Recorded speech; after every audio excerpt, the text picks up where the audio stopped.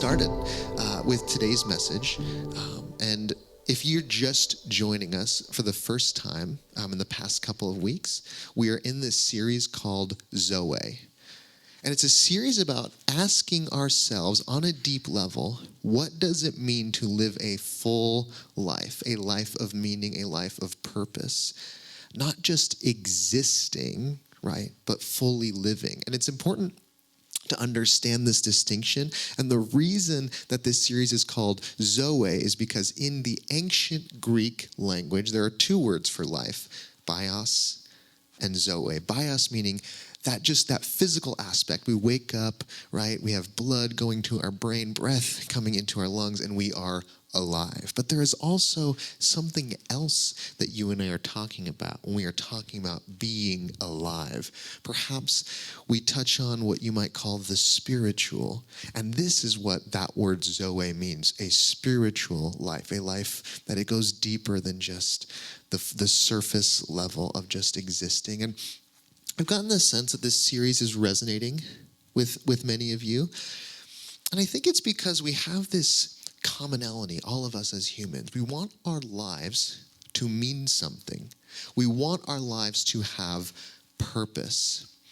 And so something that we're doing in this series, but also something that we do as a community, is we ask some very big questions that there might not be clean, simple answers to, but questions that when we ask them, we learn so much about ourselves, what we think, how we see and interact with the world. And so they're questions worth asking nonetheless. And so today, I think we're going to ask really one of the biggest questions of all time, which is, what is the meaning of life? Now, I want to pump the brakes for a second because immediately for some of you, you might have had some red flags come up, which is okay. Red flags are good, right? They tell you when to stop and when to reflect and trust your gut.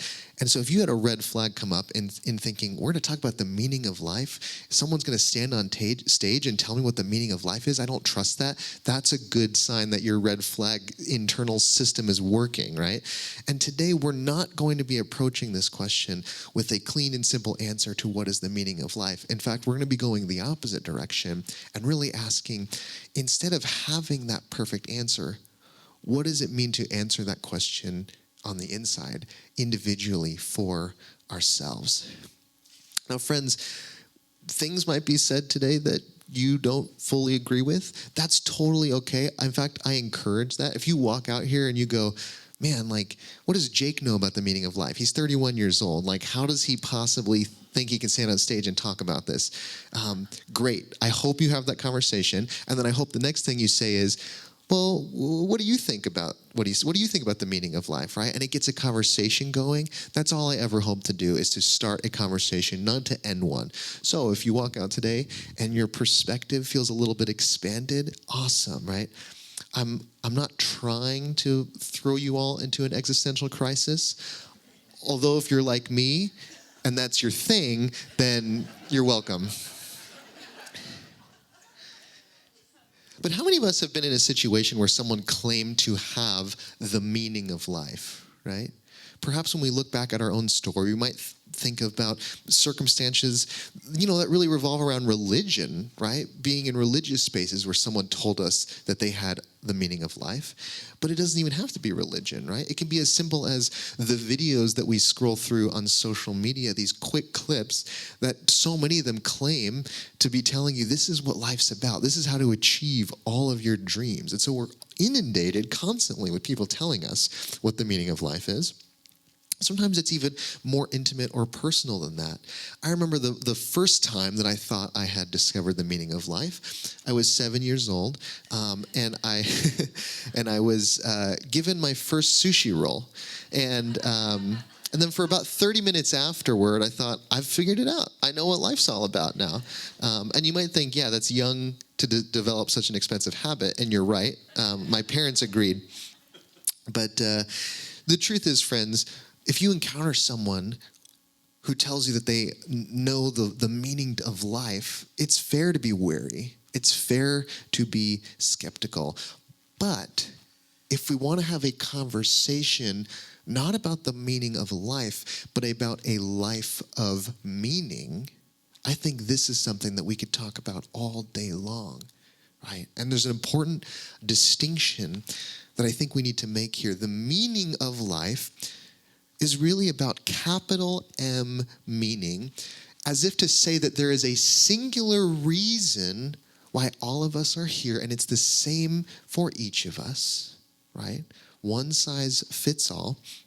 This approach to life works for a lot of people, and today I'm not trying to, if that's something that you resonate with, I'm not trying to pull you out of this, but it's also important to recognize that there is another way to look at this, and that is a life of meaning, lowercase m, which is to say that we each get to decide what our meaning is. We each get to decide why we're here, what our purpose is. And friends, I think so often this is the road less traveled, because it can be very difficult to have the weight of that responsibility instead of letting the world give us an answer. In one of these scenarios, we are told what our purpose is, and in the other, we are responsible for discovering and deciding it for ourselves, right? So for me, when I look at my story, I remember how growing up in evangelical Christianity, growing up in organized religion, perhaps the most as organized as it gets, I was told exactly what my purpose was, and that was to get other people to believe what I believed exactly as I believed it, right? And it made sense, right? Because I was not just thinking about saving everyone's life, but saving everyone's soul. It's quite a job. And so this was my overarching highest purpose. And anything else that I found meaning and purpose in my case, something like music, was really meant just to be used for that highest purpose, right? You can use music as a way to get other people to believe what you believe. This mindset is how something like Christian rock can be formed. Do you understand what I'm saying? And if you're not laughing, it's because you didn't grow up listening to Christian rock, okay? Might sound like an oxymoron to you, but there is such a thing as Christian rock. And some of us have to grow up listening to it because we're not allowed to listen to real rock. All right, I thought more people had the experience of Christian rock. All right, just a few of us. How about Christian comedy? Okay, never mind. This is a result of that mindset, but it doesn't even have to be religion, right? So often culture tells us what the meaning of life is, right? Get as much stuff as you possibly can, all the newest things. Have as much money as you possibly can, right? Acquire as many achievements in life as you possibly can. Sometimes it's not even culture, it's our family, and we internalize these ideals about what the meaning of life is through our family. Like, for a lot of us, how many of us growing up, whether we realize it or not, we internalize this idea that the meaning of life is to say, get an honest job, raise a family, get a decent house, go on a couple vacations a year, right? And this is not necessarily inherently a bad thing, but it's important for us to recognize, right, that these ideas of what the meaning of life is are given to us.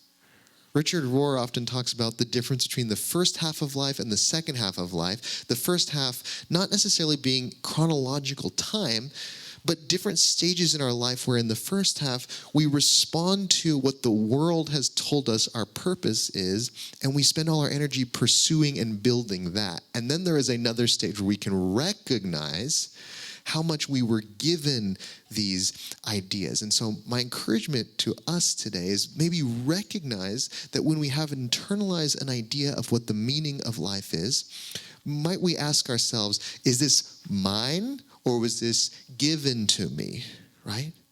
And does it still ring true today? Even if we come up with our own concept of what our meaning is, it might change and evolve over time. And it's good to check in with yourself and ask yourself, does this still ring true? Because capital M, meaning of life, it's external, it comes from the outside, and it's fixed and unchanging, right? It cannot evolve with you. But a life of meaning, lowercase m, it's internal. It comes from within. And it's flexible. It evolves as you evolves. And it resonates with what the mystic poet Rumi said. Don't be satisfied with stories, how things have gone with others. Unfold your own myth. Or as the author of the Four Agreements, Don Miguel Ruiz says, you are the artist of your own life. Don't hand the paintbrush to anyone else. Friends, a life of meaning can be very difficult because there is no template. To follow a unique path, to unfold your own myth, to become the artist of your own life requires us to go on an individual and unique journey.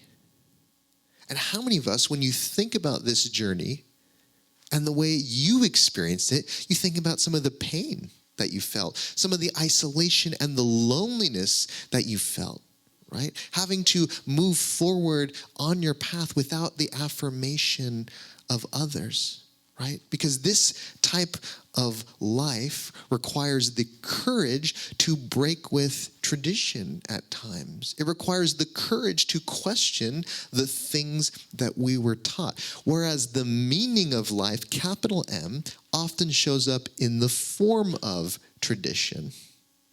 And it's easy many times because all you have to do is follow the steps. And so often you're going to be surrounded by others who are agreeing with you because they are on the exact same journey.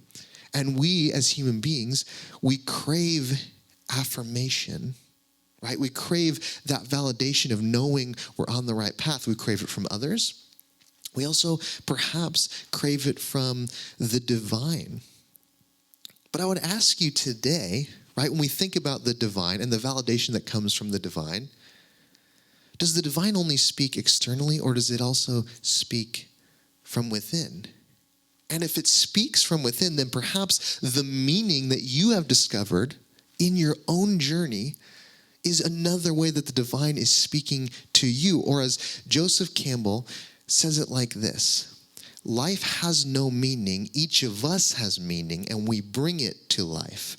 It is a waste to be asking the question when you are the answer.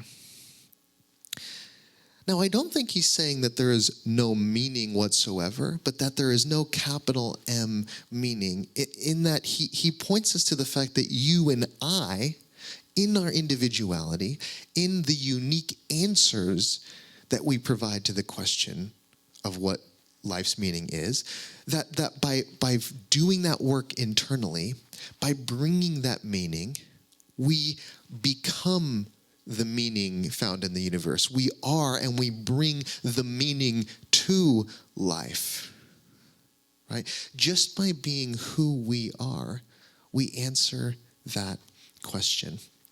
You might be saying, wait a second though, hold on, Jake, don't skip past this. Joseph Campbell, you're telling me Joseph Campbell, the person who popularized the idea of the hero's journey, which is one of the biggest ways that we as human beings find meaning in our own story. You're telling me that this person just said life has no meaning and you're just gonna skip right past that?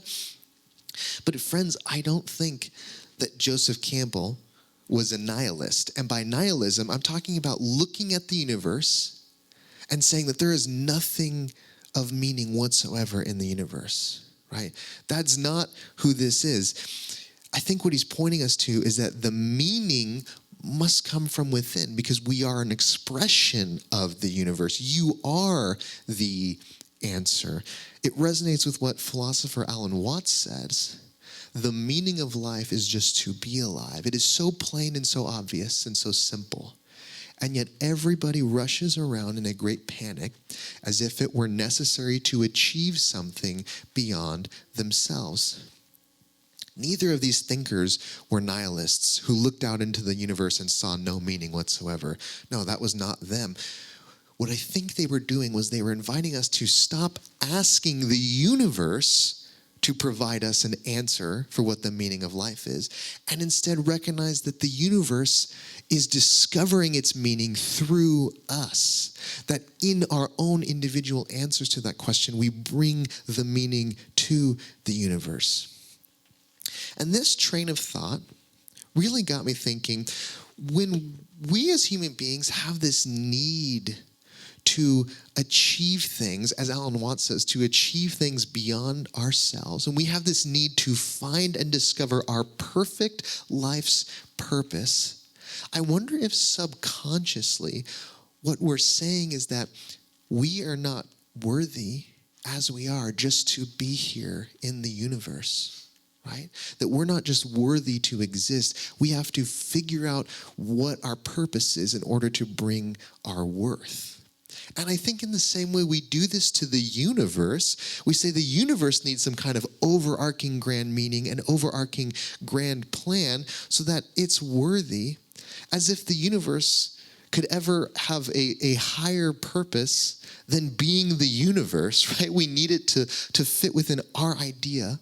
And we need to deem it worthy as human beings. But friends, I want to ask this question. What if you could really settle into this realization that you are worthy simply because you are here? That your life, that your existence is proof of your worth. Your worth was never in doubt, right? And yet so often, I think we behave as if our worth is in doubt. We have, and if you're like me, you may have had this fear before, like, am I missing my destiny? How many of us have ever felt this before? Am I missing my destiny? Or maybe it's something like this. You look out in the universe, you wonder about the bigger meaning of things, and you say, well, if nothing really matters, do I matter? Right? And so we ask these really important questions. But I think it's very crucial to remind ourselves that these are uniquely human questions to be asking. So let's take a second and look at nature, right? Nature doesn't have this problem. And there's a reason why. And when I tell you this reason, you might be a little upset. So I just hold your anger for a second. But here's the reality. Nature is devoid of meaning and purpose. Okay, you might say, Jake, too far. You can criticize religion all you want, but don't you dare come against nature, okay? Don't you attack nature. How dare you? What I mean is that meaning and purpose are human concepts that nature doesn't have any need to engage with. But you might say, Jake, well, trees have a purpose. They provide oxygen. Well, again, that's from the human perspective because we like that oxygen, right? But the tree is never sitting there thinking, am I treeing enough today, right? Have I met my oxygen quota for the week? No, a tree has an essence, what it is, right? Without any concern for achieving, quality tree, attributes. It just is what it is. And in the same way, the universe has an essence, right? But it doesn't need to have some kind of inherent meaning as far as humans are concerned. The universe is just too busy universing, right? It doesn't need any kind of validation from us. So we can give nature a break. We can give the universe a break, but yet we don't really do it for ourselves, do we? When I think about the moments in my life where I was in the most, emotional internal turmoil, and I think this is a little bit vulnerable to say because I wish it wasn't this way, but when I think about the deepest wrestling that I've done as a human being internally, the deepest angst that I've been in, it was usually around questions of what is my purpose? Am I living up to the meaning that my life is supposed to have? And if I've experienced that, I'd venture to say that you all on some level have, which is just a reminder that we are so hard on ourselves as human beings. And I wonder if spirituality, engaging not just with the bios, but the ZOE, the deeper spiritual side of ourselves, can be an act of letting go and of going within, not needing a perfect explanation of why we're here, but trusting and surrendering to the fact that when we let go of having the answers, a life of meaning can arise in lieu of having the meaning of life. So what we're doing is we're freeing, just as we've freed nature and the universe of this pressure, we're freeing our own life of this pressure, of the pressure to have a perfect meaning of life, capital M meaning, which in fact enables us to live a life of meaning, to find the meaning and bring the meaning to our own lives. Because friends, we do need meaning. We absolutely do need meaning. Have you ever felt purposeless, right? Unsure about why you're here, right? Maybe you've even had this thought that without a larger purpose, is life really even worth living? And I think a lot of this has to do with the hierarchy of needs. Now, if you remember, we've talked before about Maslow's hierarchy, which is a basic understanding that we need our needs met at various levels in order to move into these higher realms of need. So for example, if you are worried about shelter and food, right? Basic survival needs, you're not going to be as concerned with your standing in the community or the meaning of your life. But if those needs are met, if you are safe, if you are secure, if you're fed, then you might start thinking about, do I have belonging in my life? And then if you have belonging, you might start thinking about, what is my life meaning in a larger, grander sense? And so in the hierarchy of needs, we move from the bios, which is physical survival, right? Just physical life. And we move into the more spiritual, right? What am I bringing to the universe? And what we find is at those higher levels, we discover a deep need and desire for meaning. The author Viktor Frankl spoke about this in his famous work, Man's Search for Meaning. He says, life is never made unbearable by circumstances, but only by lack of meaning and purpose. Life has no meaning except the meaning we give it. Now, Frankl was an Austrian psychologist who, in World War II, was taken to a concentration camp, a situation that certainly is the most unbearable of circumstances. But he had this realization and this discovery.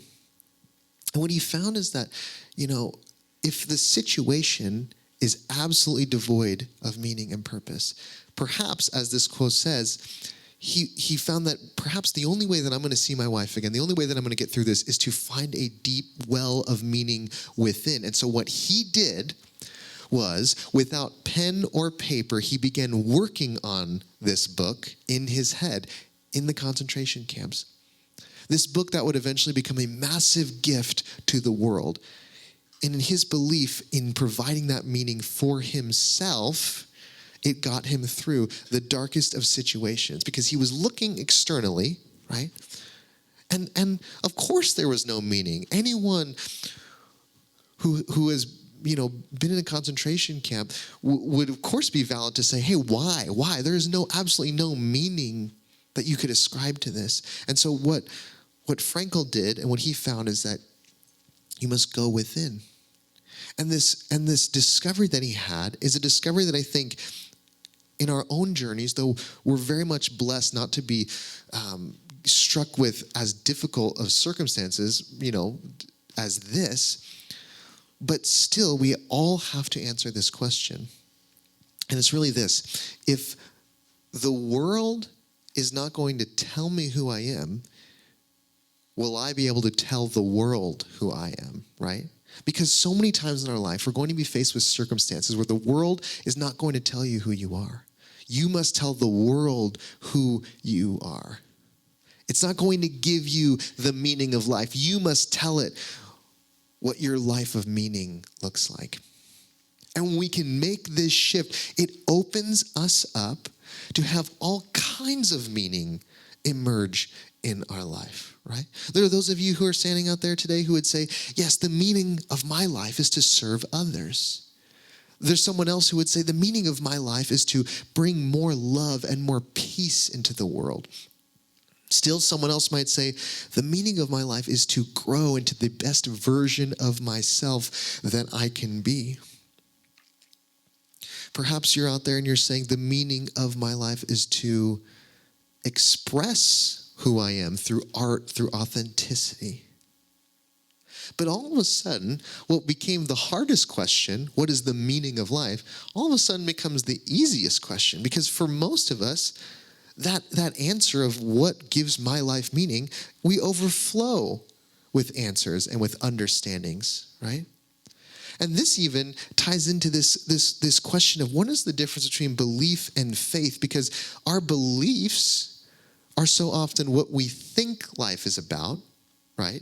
Which is fine if you hold it loosely. But I think in this sense, faith is being able to live our lives in lieu of that certainty, to be able to trust that we can still have a life of meaning and that's worthwhile.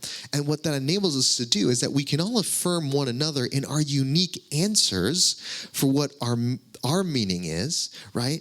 Instead of saying, well, okay, that's great that you have that answer for the meaning of life, but actually, it's not that, So often we do this, right? If we're being honest, we've listened to people who tell us what their meaning is, and we're kind of like, oh, that's great and all, but well, I've actually figured it out.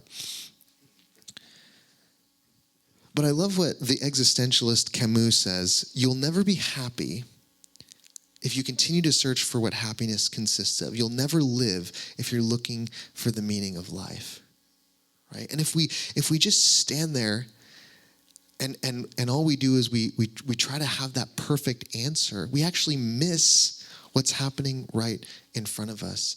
See, friends, I believe that a life of meaning is found when we let go of having that perfect answer for a meaning of life. We free ourselves from the need to be perfect, right?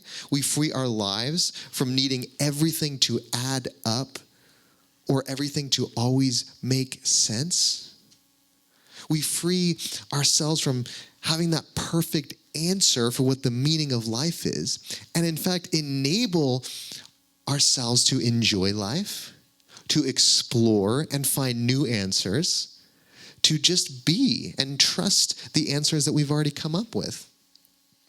And I feel like from that place, we are more positioned to contribute greatly to the world. Not from a place of fear or anxiety of have I missed my destiny, but from a relaxed place of trust that however I'm showing up today is valid and is beautiful.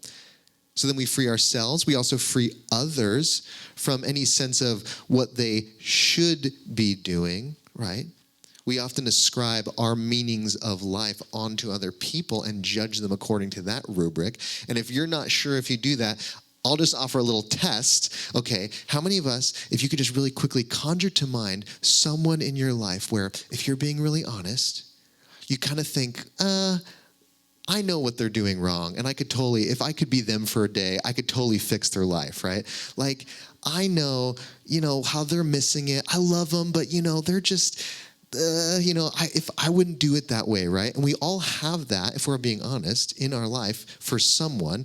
But it's just this indication that whether or not we realize that we project onto other people what their meaning should be. Now, friends, it's not that we don't help others. It's not that we don't encourage others. But I wonder if love is creating this space to allow people to answer that question how they choose. So we free ourselves. We free others, and perhaps we might even go so far as to free our God concept, right? However you think of the divine God, source, creator, to even free that from needing to have this perfect answer for the meaning of life. We can let it be what it is without needing to fully understand it, which in fact might more so enable us to be in relationship with it. Think about relationships, whether it's with a partner, with a friend. How often do we realize that in order to truly be an authentic relationship, we have to let go of what we think that person should be in order to create space for who they are? What if we could do that with God, right? We're so often projecting our idea of what the universe means that we don't even get to experience it. Yet I would venture to say that you end up in a place like Aldea because we all bring our own different meanings, our own different spiritual paths. And yet the beautiful thing is we all kind of can show up similarly, meaning we all show up with a similar open-heartedness and open-mindedness to one another, right? And to be here, I wonder, we've all probably had to do some level of this work, of freeing ourselves from having the perfect answer to the meaning of life, freeing others from needing it to look like us, and freeing the divine from having one specific answer to that question as well. And that probably also happened in your life because you watched your purpose and your meaning change and evolve over time. And you recognize, yes, it will continue to change because I'm a dynamic human being. And that just means that we hold it a little more loosely, right? That lowercase m, not lowercase in that it isn't as important, but that we just hold it a little more loosely. And we find deep beauty when we can let other people have their values that might look a little different from ours. Perhaps that'll just make us appreciate our own more and empower us to live from our own values even more without really functioning as if to say that everyone has to live from my values exactly the way that I do. So friends, when we think about this aspect of ZOE, of a spiritual life, when we think about a life of meaning, may we free ourselves from having it all figured out. May we let the universe be the universe, God be God. May we let our lives simply be what they are and recognize that we are free to decide what our lives mean, and so is everybody else. And may that kind of love, right, allow the freedom for others to be who they are, for you to be whoever you are and whoever you're continuing to become. And may that love also inspire us to have the courage to live out the values and to live out our own lives of meaning in the days and the months and the weeks ahead.